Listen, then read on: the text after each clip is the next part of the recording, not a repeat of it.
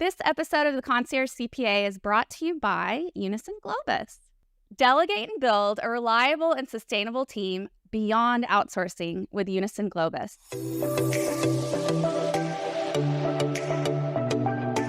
Welcome to the Concierge CPA. I'm Jackie Meyer, founder of the Concierge Accountant Program and Tax Plan IQ software. This is a podcast for accounting firm owners and influencers who are pursuing world-class service. We discuss their path to excellence, their daily habits, and what influences them and their work. We believe that every person has a unique message that can positively impact the world. Stick around till the end of the show. We'll reveal how you can be our next guest. Let's go, y'all. Welcome to the Concierge CPA. I'm Jackie Meyer, your host. I have Alexandra Constants with us today, and she is with Unison Globus, which is a outsourced provider of accounting services and people, which is very, very necessary in today's world. I met her through her father, Charles, who is an executive over at Unison Globus and a wonderful, wonderful person. He had me on for a women's panel last year. I was very appreciative of their company's supporting and backing of women's rights and Women's Day and women empowerment. And even better to meet his beautiful, wonderful daughter, who has come in to help them with their marketing and sales side of things. So welcome. Tell us a little bit more about you. Hi, Jackie. Thank you so much for having me on the podcast today and your kind words. I'm really excited to, further express to your listeners what our objectives are as a company.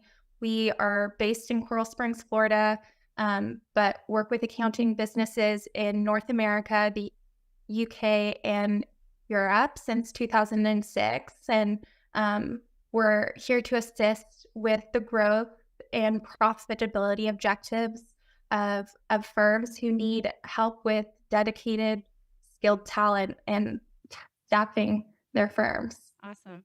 Now, how did you come into the fold of this role? And, what really jazzes you about it?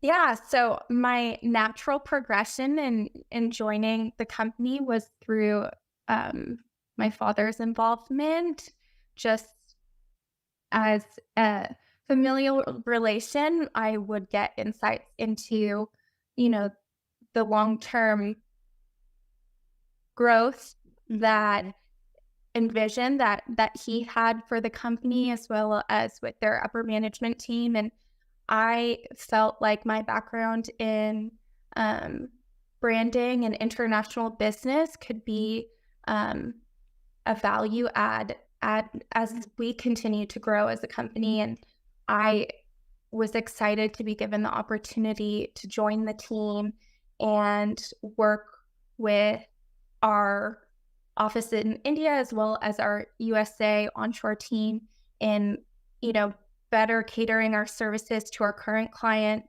and marketing the brand for attracting new clients as well. Awesome. Yeah. And we all know since COVID hit, we've been trending in a bad direction when it comes to staffing. The shortages are at an all-time high. It doesn't look like the work's going anywhere. So I personally have been advocating for outsourcing and offshoring. There's a lot of cultural differences that you do have to work through whenever you offshore, but there are definitely some efficiencies and cost effectiveness that I don't think that you can ever find in the U.S. Tell us a little bit more about what that trend is looking like and how y'all fill that gap. I think first off, it comes down to productivity. How can you improve your current operations? And if you have more people contributing to your objectives in a cost-effective way, I think that it can be really positive. Our goal is to have our team members join your team as well in a partnership that feels like they aren't offshore, and I think that introduces a really trusting relationship between our clients and our offshore team that's built over time. It's just a back and forth, and we work in our clients' systems. We get to know their teams on a personal level, and remove that boundary of it just being like a machine and more so a person on the other end of the screen. So I think that's how we're able to achieve trust amongst our clients, and that's something that's very important Yeah. for I us. have to admit, when I first started my own practice, I was all about just tasks, and like didn't want to think about the people, didn't want to be a leader, didn't want to be a manager. And that really kind of implodes on you, because at the end of the day, it is all about people. And as you grow your team and your clientele, it folds out from being all about the client is right to making sure that your team is taken well care of. And the fact that they're relying on you for, their day-to-day resources and responsibilities.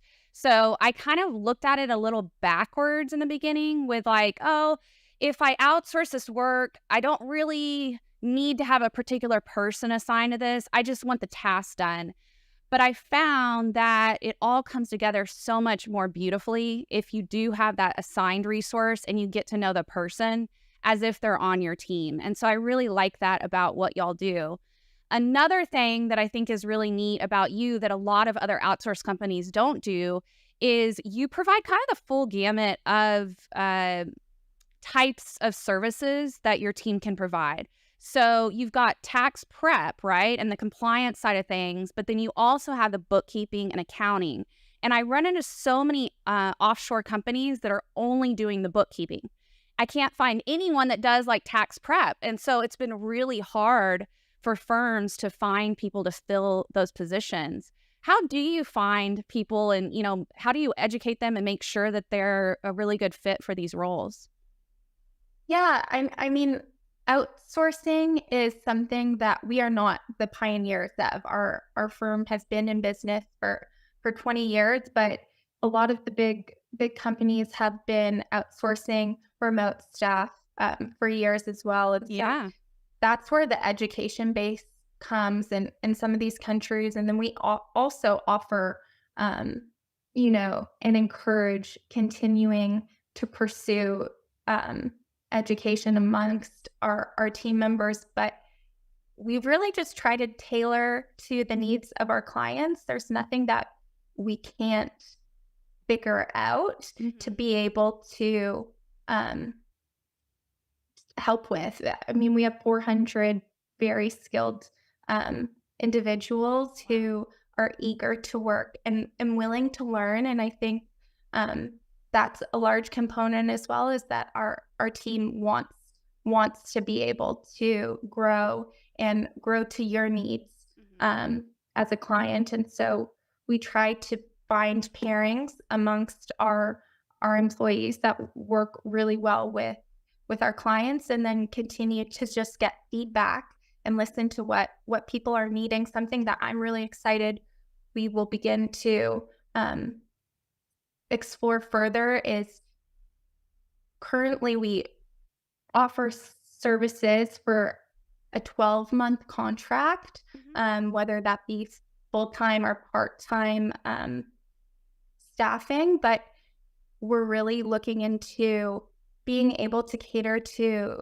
different cyclical needs for the accounting professionals who maybe don't need someone 12 months of the year, but could really use assistance at different heightened season times. And so I think that's something that's unique and something that we will hopefully be able to cater to more as we continue as a company. Yeah. So is that kind of a bigger initiative that you're working on this year? Yes, absolutely. It's something that through feedback from our current clients and prospective clients as well, we've listened to and want to be able to introduce in our offerings, hopefully within the next year. That's great. I love that.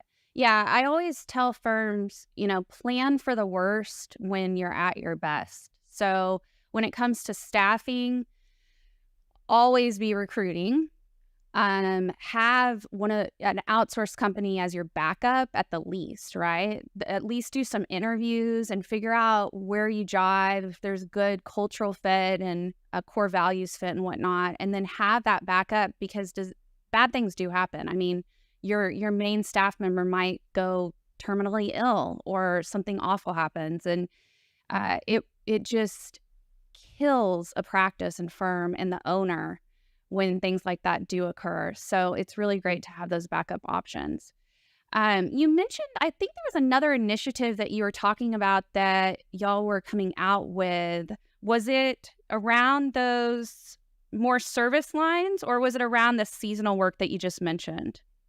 The seasonal work, but as well, we're beginning to offer um, complimentary trials Okay. to give people the opportunity to test our services and build that trust that I was mentioning earlier in our conversation, to begin to, get to know your firm and its needs, as well as how our team works Mhm. on a smaller scale without long-term commitment.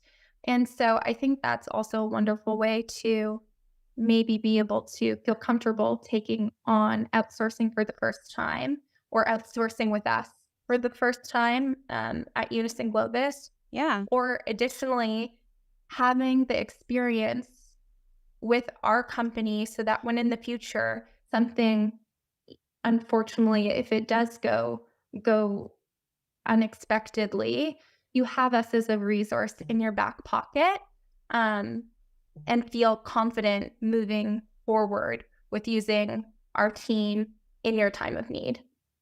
So what does a trial look like? Do they give you one tax return to prep or one bookkeeping engagement? What does that look like?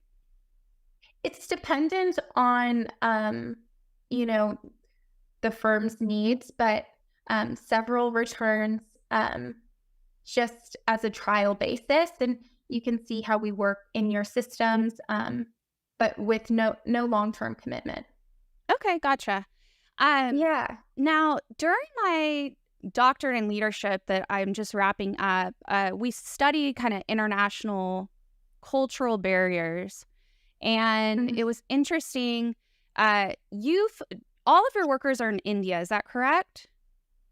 Yes, Okay, that awesome. that that is correct. We do have a US team, business development and sales team that's onshore. We work with client relations, but the accounting, um, tax prep, bookkeeping, all that work is done remotely. hmm So I remember something that I was like a big aha moment for me because, like you mentioned before, the big four and larger firms have been using outsourcing, offshoring for a long time. I worked at Deloitte, and right before I left around 2005, they were kicking off a India overseas prep initiative for the high net worth department that I was in. And so I was kind of in charge of working with the report there, and I had no idea what I was doing because I was very, very young. And you there was this one particular characteristic that I couldn't understand from my cultural perspective why someone would do this, and it felt like they are lying, which was just saying yes, yes, yes, like I understand, or yes to everything I say when they didn't. But if you just do a little bit of research on the Indian culture, it's actually them just agreeing with you to note respect in a way, right? But it's not necessarily them saying, yes, I know exactly what you're talking about and I know exactly how to do this. And so that was a huge eye opener and awakener for me to learn, like, due to me just not having the knowledge or resources, I interpreted something as being dishonest when really it's just a cultural norm that you need to get used to. What are your thoughts around that? Have you noticed things like that yourself, and how do people tend to deal with that?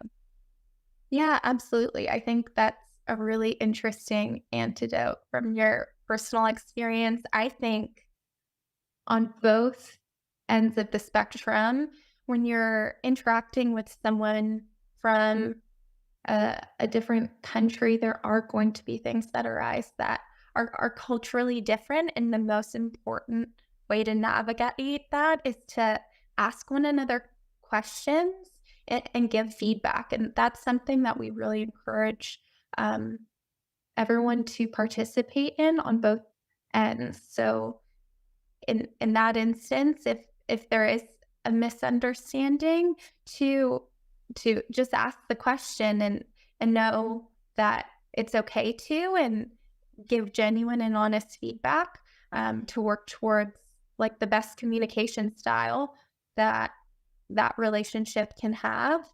So I think we we work through that on a case by case basis, but generally, if people feel comfortable asking questions as well as giving feedback, it's something that's really easy to navigate. Yeah, that's like perfect advice. When in doubt, just ask, right? I mean, Yeah. I doubt I did that at the time because I was a know it all in my early 20s. And I'm probably just complaining to other people in the office, like, they told me they knew how to do this and they didn't. And, you just kind of build on these like stereotypical notions of how people are when really I probably should have just been like, hey, you said yes as if you understood this, but it didn't happen. What's our disconnect, right? And there's Mhm. your solution. Yeah. And that's a big part of my current role with Unison, is to gather feedback from current clients and be able to share that with our team and use it to improve our practices. And that's something we can always continue to work on. Yeah, that's awesome. I love that. Are there any other kind of particular examples that come up when you're talking to firms about like little minor miscommunications like this that can be easily worked out, or does it just vary? I think it varies. Like e- I said, we want our staff to feel like they are part of your team, and so each relationship is unique. And I think each company culture is unique. So when one of our staff members joins your company culture, that's another nuance that's outside of just being a different country. It's another company, and how workflow and communication style works within your firm. We navigate that as well, but it really just comes down to strong communication, and um, we try to collaborate with our team offshore as well as onshore to really make sure that there's a comfortable environment to have those conversations. Hmm. Are there particular things that you're seeing make a firm really successful with this offshoring relationship versus like, oh man, I don't think this is going to work like, like just documenting their core values, for example, is something that a lot of firms don't do, but it's important. Like you said, every culture is Yeah. different, every company is different. And if you're not expressing what's important to you as an executive or owner of a company, then people can't read your mind, right? I probably sound like a broken record saying this, but it really comes down to communication. And I think Okay. with Yeah, no, anything, that's you're gonna fair. get as much as you put into it. Yeah. So if you want to optimize the talent that you're given and that resource, then if you put more energy into their development, I think you receive more in return. So it's really as much as you want to get out of that team member. If you just want to give them the work and then do the review and move forward, that can be successful. But if you really want to continue to grow with that person, you have the opportunity to, but it's really down to how much you want to invest as a firm or as a team leader or owner. Mhm. And I think I read a statistic, it's a few years old, so it's probably increased with the way that inflation is hit and whatnot. But I believe like a bad hire can cost 40 to 60K plus for a firm, which is a huge impact for smaller companies. Um, Mhm. do y'all do any like personality testing? Or I know y'all have this kind of really cool educational program where you really invest to make sure that people are knowledgeable in what they're doing. Can you tell us a bit about that?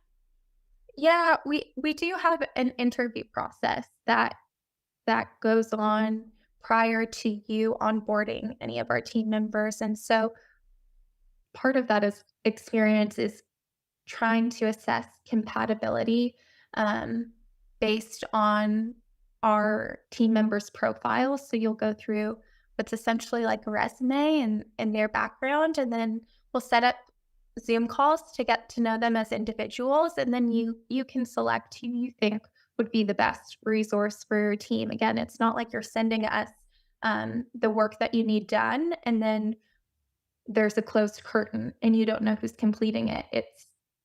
It's more like onboarding someone to your team that we're providing to you. However, if there is a case of incompatibility, we have enough resources to restructure where we can move our team around. You know, if you have an experience working with someone and it doesn't gel, and that doesn't mean that someone's not capable on either end, it just maybe it's not the right fit. We have Mhm. um, staff in abundance, which is not always the case um, in the US to be able to provide you with a different resource in a timely manner. And we can take care of all of those HR nuances on our end. Mhm. Okay. Nice. And how do you compare to like hiring someone in the US when it comes to costs and whatnot? Without fully disclosing our pricing offering, Sure. I do think it's not comparable um, to the cost to hire talent in the United States. And fortunately, we're able to provide a much more cost effective solution for your business. Awesome. Okay, cool. So, if someone wanted to talk to Unison Globus about exploring opportunities, what's the best way to get a hold of you? I can share with you my direct contact details, Awesome. and I am happy to put any of your listeners in touch with someone from our team. Okay. So this is the fast track to um, starting those conversations. Yeah. Okay. That sounds great. Um, so let me take a step back. I love to always ask people kind of what their favorite inspirational book or TEDx or something like that is that's kind of inspired you and you think that everyone needs to go drop everything and read or watch right after this podcast interview. Is there a particular thing that comes to mind for you? So right now, I've just started reading The Power of Habit by Charles Duhigg. I think that's how you pronounce his last name. Okay. Um, in full transparency, I've really struggled with reading lately. I am an avid reader, or I have been Yeah. over years, but in recent months, I just can't really stick to books that I've been picking up. And I'm really enjoying this because it's not your typical motivating book of steps that you can kind of improve your habits. It's more an anthology of short stories and case studies. So it's just something that I can go to um, in smaller increments to read. And for me, I've really, really enjoyed it. So I would recommend it highly to anyone who is an avid reader or someone who doesn't maybe have time to read a full book in one or two sittings right now, or is like myself struggling to find excitement from reading right now. So that's my recommendation, but I would speak to that further in productivity habits. I'm finding that it's good not to force things just because you mentally categorize something as effective because you've heard someone else say, this is what works for me. I think for myself, the way that I've been able to improve my quality of work and productivity and habits has been taking a slower approach, but really understanding what I enjoy Mhm. and where I feel energized. And, lately that's been walking and going outside. So I carve out, time in my day between meetings to go outside for a walk. And I'm able to compartmentalize um, my day. And for me, that really has been a game changing approach to how I work best. Awesome. Yeah, I like that. So it's not a one size fits all approach. Mhm. You just have to kind of find like what really works for you. Sometimes I'll group, I actually hate working out. And that's tough. Like people don't typically say that because you see people that host podcasts and are all over the board and they're like, you have to work out to like be at peak performance. And I can't stand it. So I try to kind of group it with something I really like. So I love learning and I love particular shows like Love is Blind or some of those silly shows on Netflix. And so I'll only allow myself to watch those or listen to my books on like 1.5 times so that they go quickly when I'm doing yoga or working out. So I grouping the love stuff I that. hate with the stuff I love kind of helps me. It reminds me a little bit of like you taking your walks and stuff like that. Yeah, and, sometimes I don't want to wake up at 5:30 AM, and that's okay because I know I work best when I'm rested, Mhm. or there's days where I feel really rejuvenated from my workouts and days where I don't. So I just take a day off. And as long as I'm making a consistent to-do list of things that I need to get done and prioritizing them, I'm finding that it's okay to tailor my habits. For me, it's been really effective. But again, that kind of goes to it's not a one size fits all. Yeah, for sure. That's cool.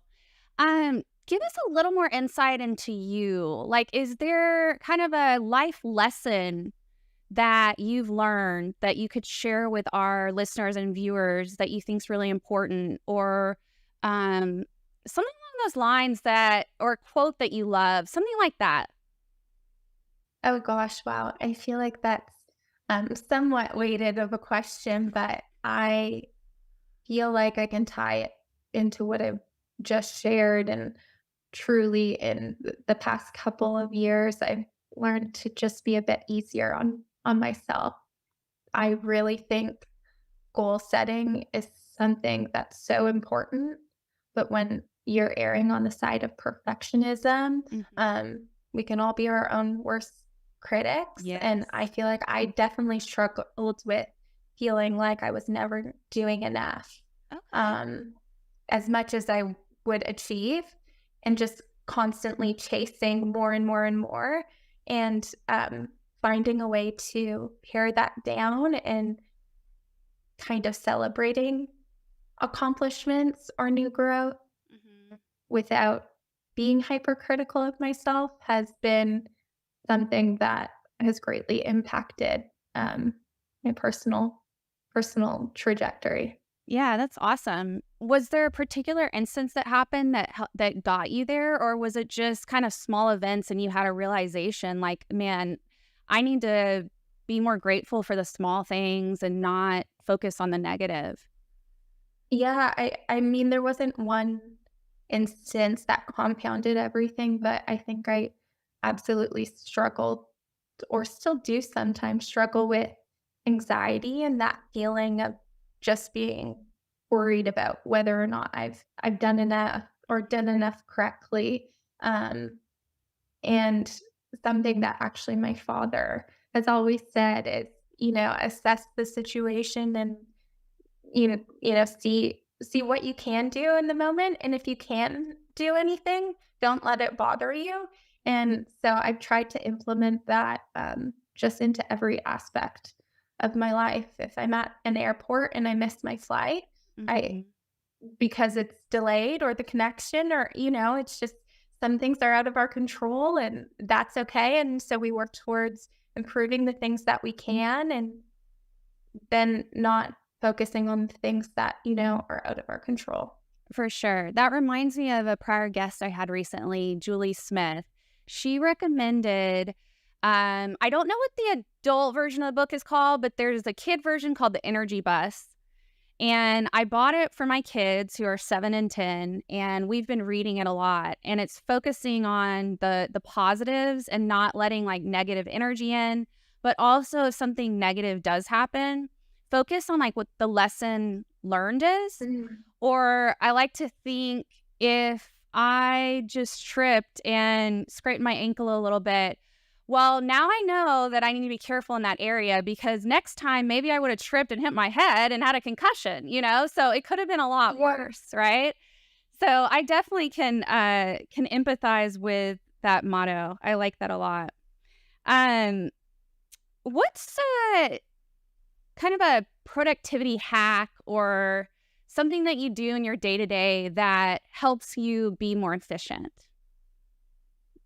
Definitely going back to compartmentalizing my day, Mhm. um, setting realistic time goals. So I will say, I need to get this done. How long do I think it will take? And Mhm. give myself a time frame of when I need to complete it by, whether it's a hypothetical or a real timeline that I'm trying to meet.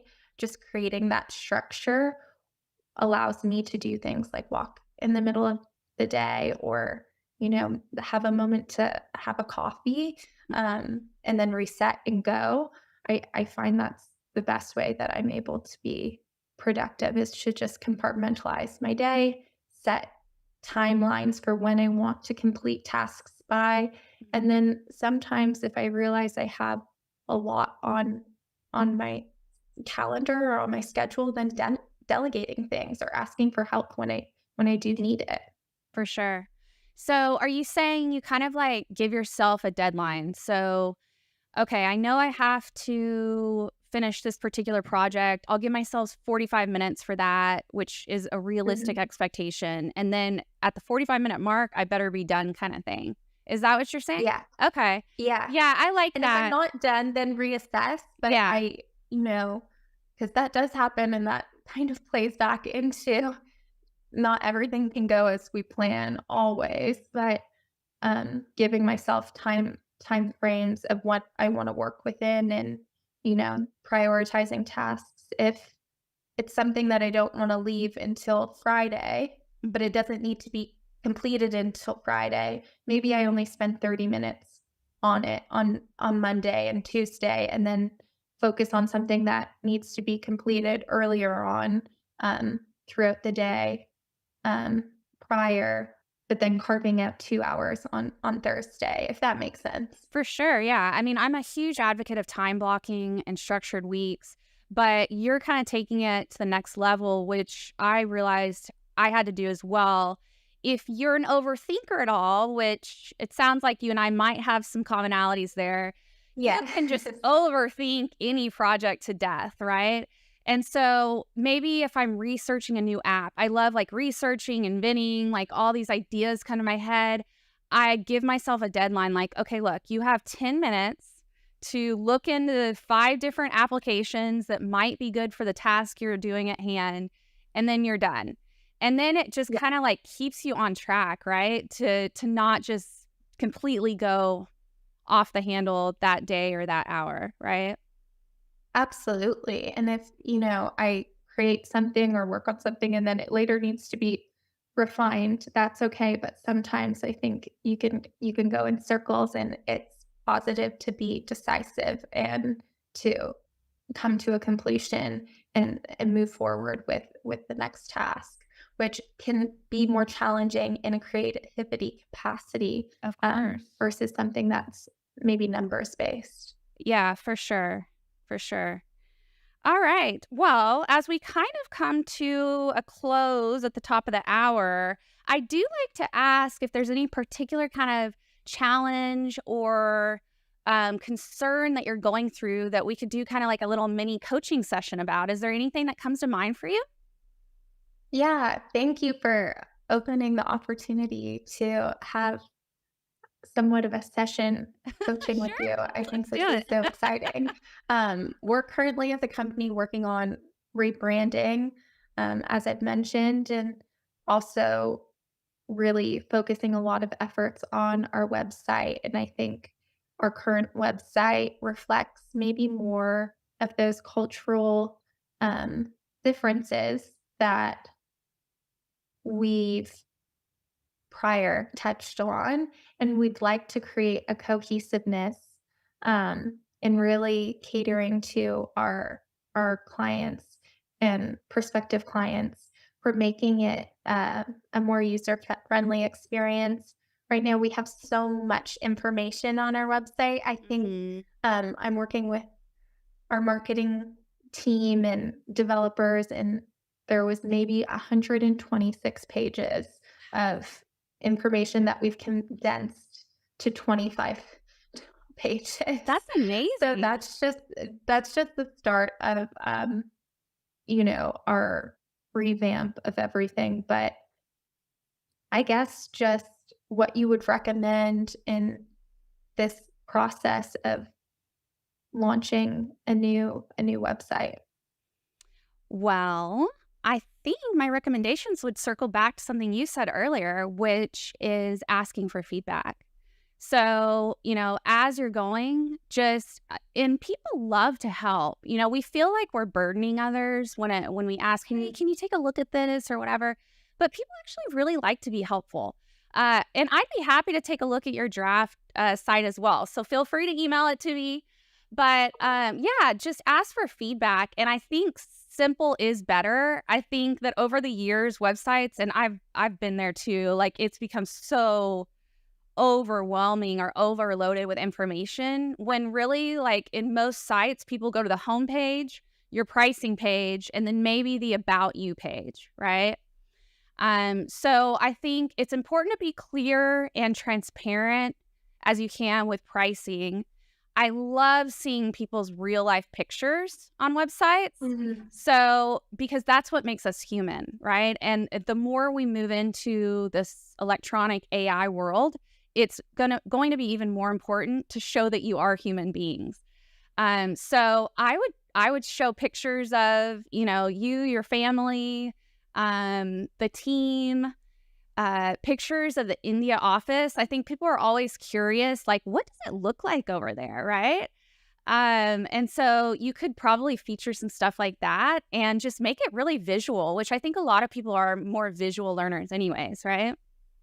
Yes, I think that's phenomenal, input and something we'll definitely be able to implement and, have some of that in the works so far, because I do think it's important to show our facilities, and we'd like to incorporate more video, and so that's something our team has been working on. But I really love your suggestion of just sharing actual photographs of, our team and them in the offices, because in the past we have reverted to more of those stock images that maybe Mhm. aren't as representative of who our actual team is and who our client base is either. Yeah.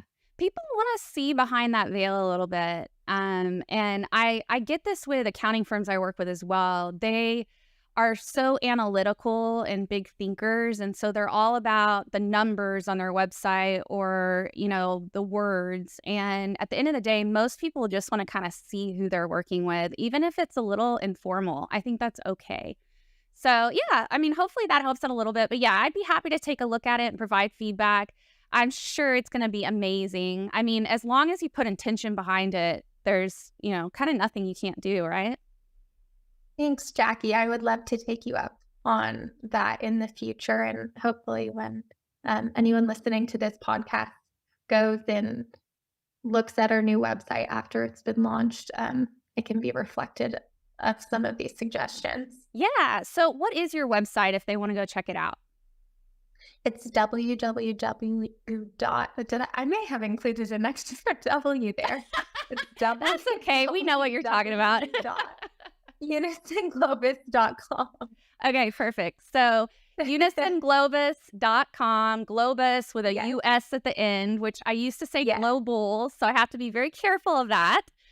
It's okay. Yeah, but Okay. people can go check it out, and then we'll have your contact information for everyone as well. Is there anything else that you would like to talk about with our audience today, or do you feel like we, got through a lot of good topics? No, I think we got through a lot of great topics. And again, just thank you so much for having me on to share this conversation with you and your listeners. Yes, it was really fun, and I hope you don't mind, but I'm going to spill the beans that this is the first podcast that Alexandra has done. She did an amazing job, didn't she? And I'm so honored. So thank you for being here, and to many more to come in your future. I'm sure you're going to have an amazing career ahead of you. So thank you for being here. Thank you so much, Jackie. I'm honored to get to share this first podcast experience with you, and thank you for making it so fun and easy. So I really appreciate you taking the time to do this with me today. Of course. All right. Well, from the Concierge CPA, y'all have a wonderful day, and we'll see you later. Take care.